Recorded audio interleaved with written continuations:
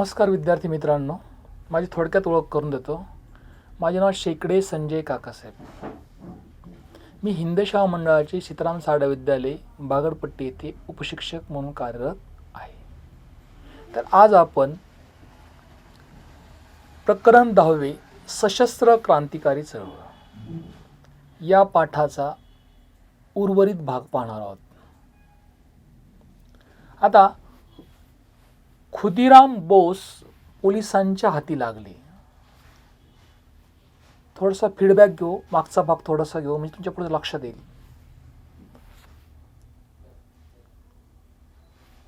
खुदिराम बोस पोलिसांच्या हाती लागले आणि त्यांना फाशी देण्यात आली. या प्रकरणाचा तपास करत असताना अनुशीलन समितीच्या कार्याची माहिती पोलिसांना झाली. कोणाला झाली?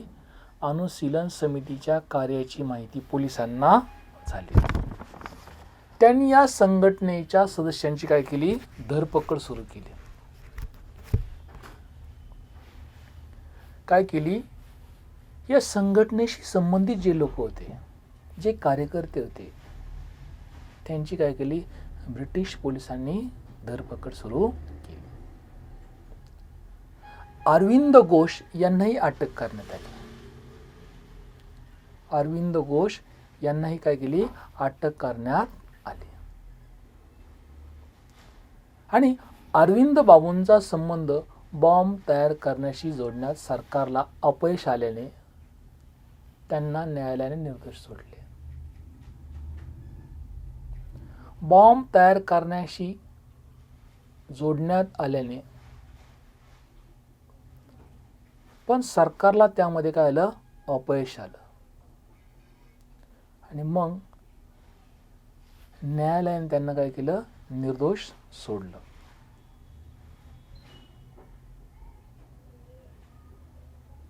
अन्य सदस्यांना दीर्घ मुदतीच्या शिक्षा ठोठावण्यात आल्या. जे अन्य सदस्य होते त्यांना काय केलं? दीर्घकाळाच्या शिक्षा ठोठावण्यात आल्या. रासबिहारी बोस व सचिंद्रनाथ सान्याल यांनी क्रांतिकारी संघटनेचे जाळे बंगाल बाहेर विस्तारले. बंगाल बाहेर हे जाळे कोणी विस्तारलं? तर रासबिहारी बोस व सचिंद्रनाथ सान्याल यांनी क्रांतिकारी संघटनेचे जाळे बंगाल स्टेट सोडून दुसऱ्या राज्यापर्यंत सुद्धा काय केलं? पोहोचवलं. पंजाब, दिल्ली, उत्तर प्रदेश येथे क्रांतिकार्याची केंद्र उभारली. ही क्रांतिकार्याची जी केंद्र आहे ती कुठे उभारली? तर पंजाब, दिल्ली आणि उत्तर प्रदेश.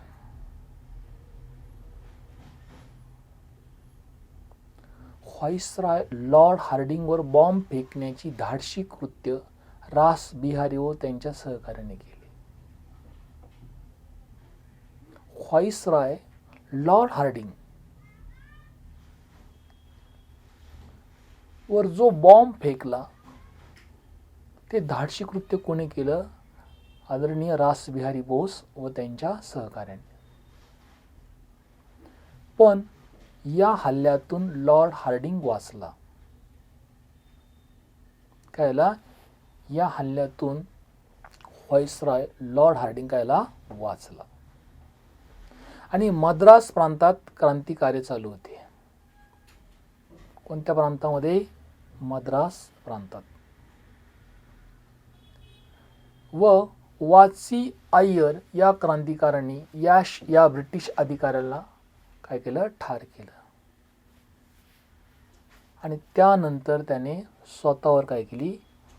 गोळी झाडून आत्माहुती दिली. मद्रास प्रांतात क्रांतिकार्य चालू होते. संपूर्ण भारतामध्ये हे क्रांतिकार्य चालू होते. एक क्रांतिकारक वाची अय्यर यांनी यॅश या ब्रिटिश अधिकाऱ्याला काय केलं? ठार केलं. आणि त्यानंतर त्यांनी स्वतःवर काय केली? गोळी झाडून आत्माहुती दिली. इथपर्यंत आपण पाहिलेले. आता आपण पाठाचा पुढचा भाग पाहू. आता नवीन मुद्दा आहे. तुमचा पुढचा मुद्दा लक्षात येण्यासाठी हा भाग घेतलेला आहे. India house. काय? India house. भारतातील क्रांतिकार्याला परदेशातील भारतीय क्रांतिकारकाकडून सहाय्य मिळत असे. भारतातील क्रांतिकार्याला, जे परदेशातील जे क्रांतिकारक आहेत, दुसऱ्या देशामध्ये जे क्रांतिकारक आहेत, त्यांच्याकडून काय व्हायचं? सहाय्य मिळत असे. लंडन येथील इंडिया हाऊस हे अशा सहाय्याचे महत्त्वाचे केंद्र होते. काय झालं? इंडिया हाऊस हे अशा सहाय्याचे काय होते? महत्त्वाचे केंद्र होते. आणि या केंद्रामधून आपल्या क्रांतिकारांना काय होती? मदत मिळत असे. जे परदेशात जे क्रांतिकारक आहेत, त्या क्रांतिकारकाकडून पाहिजे ती मदत आपल्या क्रांतिकारकांना मिळत असे. म्हणून इंडिया हाऊस हे अशा सहाय्याचे काय महत्त्वाचं केंद्र आहे. कोणतं? India house. श्यामजी कृष्ण वर्मा या भारतीय देशभक्ताने इंडिया हाऊसची स्थापना केली. परदेशामध्ये जे इंडिया हाऊस आहे, त्या इंडिया हाऊसची स्थापना कोणी केली? पंडित श्यामजी कृष्ण वर्मा. कोणी? पंडित श्यामजी कृष्ण वर्मा या भारतीय देशभक्ताने इंडिया हाऊसची स्थापना केली. कोणी केली? पंडित श्यामजी कृष्ण वर्मा या भारतीय देशभक्ताने काय केलं? इंडिया हाऊसची स्थापना केली. हे इंडिया हाऊस कुठं आहे? तर लंडन येथे. कुठे? लंडन येथे. या संस्थेमार्फत भारतीय तरुणांना इंग्लंडमध्ये उच्च शिक्षण घेण्यासाठी शिष्यवृत्ती दिल्या जात. जे भारतीय तरुण हुशार आहेत, टॅलेंट आहेत आणि इंग्लंडमध्ये उच्च शिक्षण घेत आहेत, अशा तरुणांना स्कॉलरशिप देण्याचं काम इथून केलं जायचं.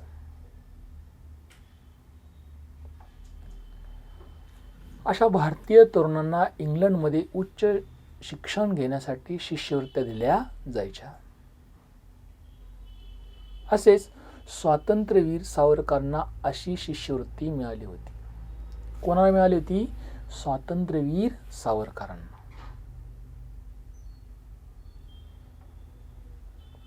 आता मादाम कामा यांना जर्मनीत सुटगार्ट येथे भरलेल्या जागतिक समाजवादी परिषदेत भारताच्या स्वातंत्र्याचा प्रश्न उपस्थित केला.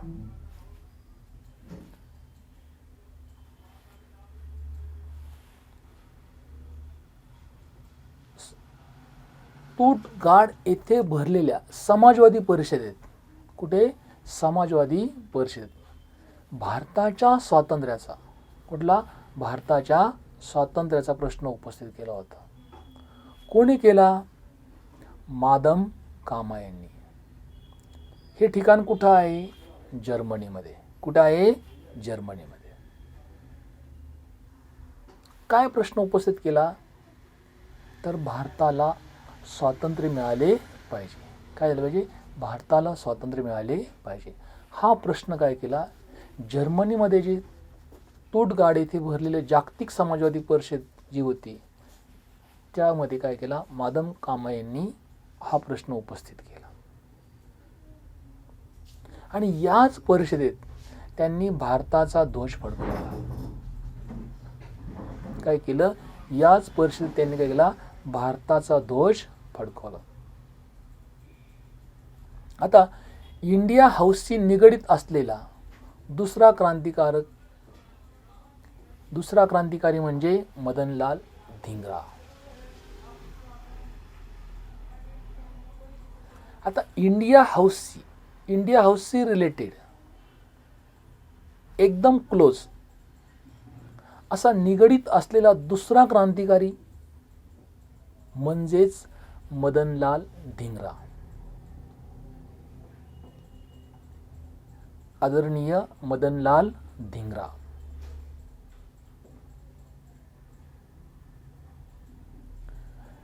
मदनलाल धिंग्रा यांनी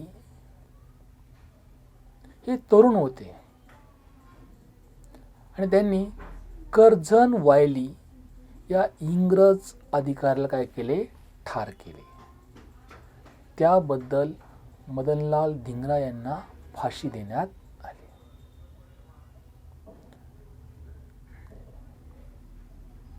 कर्झन वायली या इंग्रज अधिकाऱ्याला ठार केले. कोणी केले? मदनलाल धिंग्रा. आणि त्याबद्दल मदनलाल धिंग्रा यांना त्याला फाशी देण्यात आले. आता पुढचा मुद्दा आहे गदर चळवळ. नवीन मुद्दा आहे गदर चळवळ. पहिल्या महायुद्धाच्या काळात ब्रिटिश विरोधी क्रांतिकार्याला गती मिळाली. First world war.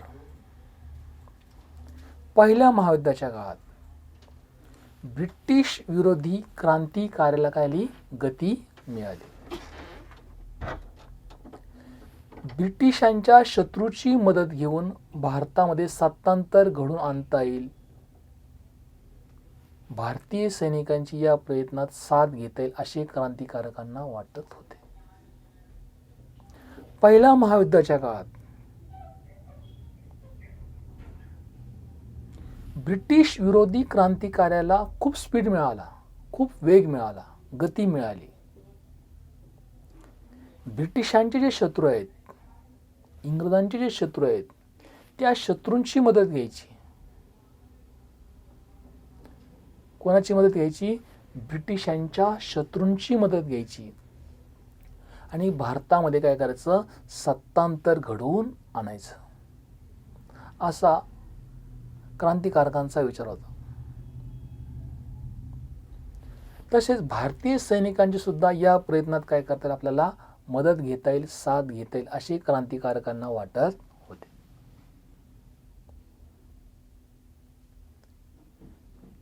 पहिल्या महायुद्धाच्या काळामध्ये ब्रिटिश सरकार अडचणीत आलेलं होतं. काय होतं? अडचणीत आलेलं होतं. आणि मग क्रांतिकारकांनी काय विचार केला की ब्रिटिश सरकारचे जे शत्रू आहेत ही योग्य वेळ आहे आणि त्या शत्रूंची मदत घेऊन आपण भारतामध्ये काय करू शकतो, सत्तांतर घडून आणू शकतो, बदल आणू शकतो. तसेच वायुदल असेल, भूदल असेल, नौदल असेल, या सर्व सैनिकांची आपल्याला काय करता येईल, मदत घेता येईल, साथ घेता येईल असे क्रांतिकारांना वाटत होते. आणि या संधीचा लाभ घेण्यासाठी क्रांतिकारक संघटना काय स्थापन झाल्या. ही संधी ही आपल्याला मिळालेली, तिचा आपण फायदा घेतला पाहिजे असे क्रांतिकारांना वाटत होते. म्हणून त्यांनी काय केल्या, संघटना स्थापन केल्या. आता गदर ही त्यातील एक प्रमुख संघटना आहे. गदर ही काय आहे, त्यातील प्रमुख संघटना आहे. आणि अशा संघटनेच्या माध्यमातून आपण कार्य करायचं.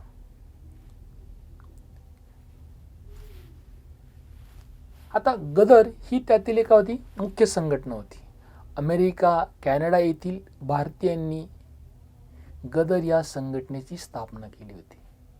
कोणी केली होती? अमेरिका व कॅनडा या ठिकाणी जे भारतीय स्थायिक झाले होते, काही व्यवसायानिमित्त, नोकरीनिमित्त, शिक्षणासाठी जे गेले होते, त्यांनी गदर या संघटनेची स्थापना केली होती. काय केली ती? गदर या संघटनेची स्थापना केली होती. लाला हरदयाळ भाई. नंबर 1 लाला हरदयाळ भाई, परमानंद डॉक्टर पांडुरंग सदाशिव खानखोजे इत्यादी क्रांतिकारक या संघटनेचे प्रमुख नेते होते. गदर या संघटनेचे प्रमुख नेते कोण होते? प्रश्न असा आहे.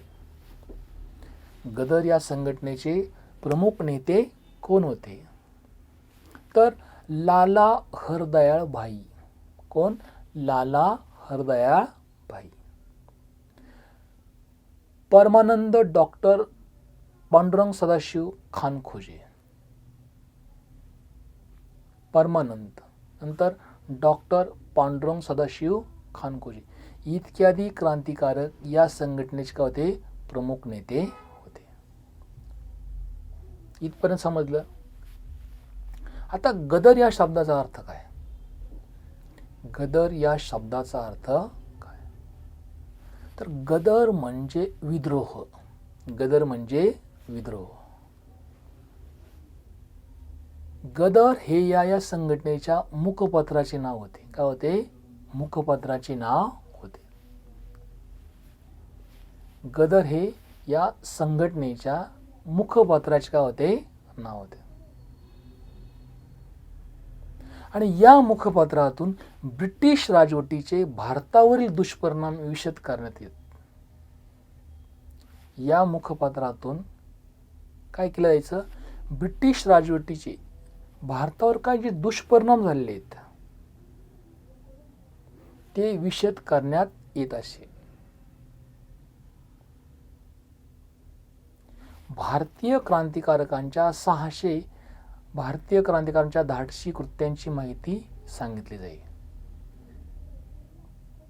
जे क्रांतिकारकांचं जे कार्य आहे, जे धाडसी कार्य आहे, त्या कार्याची माहिती दिली जायची, सांगितली जायची. या मुखपत्रातून काय केल्याची? सांगितली जायची. ब्रिटिश राजवटीचे काय दुष्परिणाम झालेत आपल्या देशावर त्याचं विश्लेषण या मुखपत्रातून केलं जायचं. अशा प्रकारे राष्ट्रप्रेम व सशस्त्र क्रांती यांचा संदेश गदर या मुखपत्राने भारतीयांना दिला. राष्ट्रप्रेम काय असतं, सशस्त्र क्रांती काय असते, याचा संदेश गदर या मुखपत्राने भारतीयांना दिला. कोणत्या मुखपत्राने? गदर. काय संदेश दिला? राष्ट्रप्रेम व सशस्त्र क्रांती. राष्ट्रप्रेम व सशस्त्र क्रांती. ब्रिटिश विरोधी उठाव करण्यासाठी गदर संघटनेच्या नेत्यांनी युद्धजन्य परिस्थितीचा फायदा घेण्याचे ठरवले. ब्रिटिश गव्हर्नमेंट विरुद्ध जर उठाव करायचा असेल तर ही चांगली संधी आलेली आहे आपल्याला आणि या संधीचा फायदा आपण घेतलाच पाहिजे. म्हणून गदर संघटनेच्या नेत्यांनी युद्धजन्य परिस्थितीचा काय केला? फायदा घेण्याचे ठरवले. कारण ही जी संधी ही पुन्हा आपल्याला मिळणार नाही, परत आपल्याला मिळणार नाही. म्हणून ह्या संधीचा आपण काय केला पाहिजे? फायदा घेतला पाहिजे. ही जी युद्धजन्य परिस्थिती निर्माण झाली आहे ही परिस्थिती आपल्यासाठी योग्य आहे आणि या संधीचा आपण काय केला पाहिजे? फायदा घेतला पाहिजे. त्यांनी पंजाबमध्ये ब्रिटिशांविरुद्ध उठाव करण्यासाठी योजना आखल्या. कुठे? पंजाबमध्ये. काय करायचं? पंजाबमध्ये पहिला काय करायचा? उठाव करायचा आणि त्याचं पूर्ण प्लॅनिंग केलं, योजना आखली.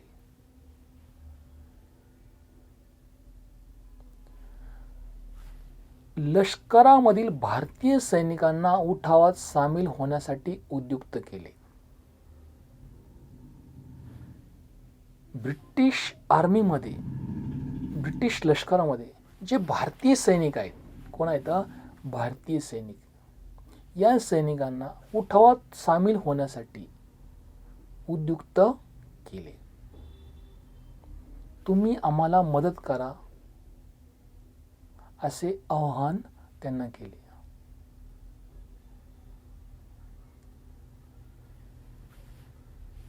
की तुम्ही जर साथ दिली, आम्हाला जर मदत केली, तर आपल्या देशाला काय होईल? लवकर स्वातंत्र्य मिळेल. रासबिहारी बोस आणि विष्णू गणेश पिंगळे यांनी उठावाचे नेतृत्व करावे असे ठरले. हा जो उठाव आहे, या उठावाचं नेतृत्व कोणी करायचं? तर मग पूर्ण प्लॅनिंग केलं, नियोजन केलं. त्याशिवाय लढा आपला यशस्वी होणार नाही. रासबिहारी बोस आणि विष्णू गणेश पिंगळे यांनी उठावाचं काय करायचं? नेतृत्व करायचं असं ठरलं. कोणी? रासबिहारी बोस आणि विष्णू गणेश पिंगळे. पण फितुरीने ब्रिटिशांना योजनेचा सुगावा लागला आणि पिंगळे पोलिसांच्या हाती सापडले आणि त्यांना फाशी देण्यात आली. दुर्दैवाने फंद फितुरीने ही जी योजना आखलेली होती, ही जे प्लॅनिंग केलं होतं, याची बातमी ब्रिटिश सरकारला लागली आणि लागल्याच्या नंतर पिंगळे पोलिसांच्या हाती सापडले आणि त्यांना काय केलं?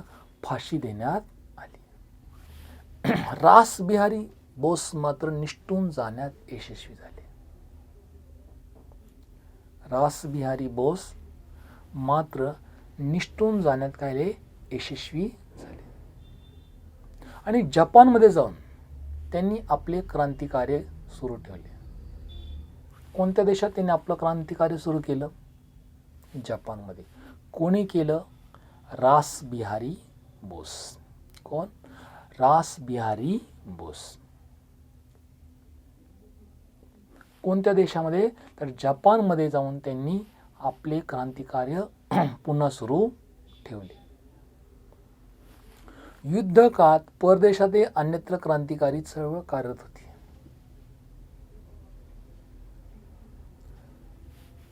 पहिल्या महायुद्धाच्या काळामध्ये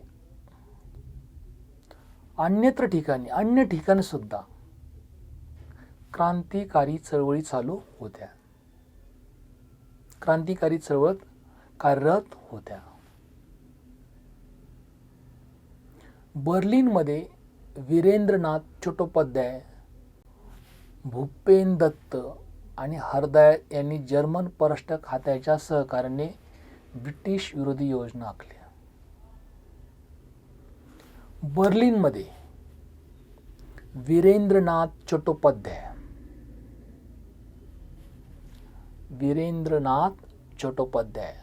भूपेन दत्त आणि हरदयाळ यांनी जर्मन परराष्ट्र खात्याच्या सहकार्याने, जर्मनीच्या सहकार्याने, त्या देशाच्या परराष्ट्र खात्याच्या मदतीने ब्रिटिश विरोधी योजना आखली.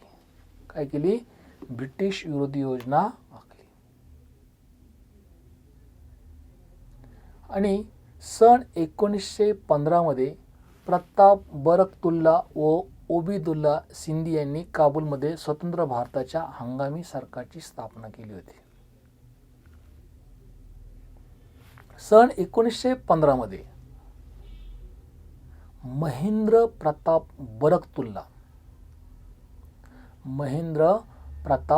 बरकतुल्ला व ओबिदुल्ला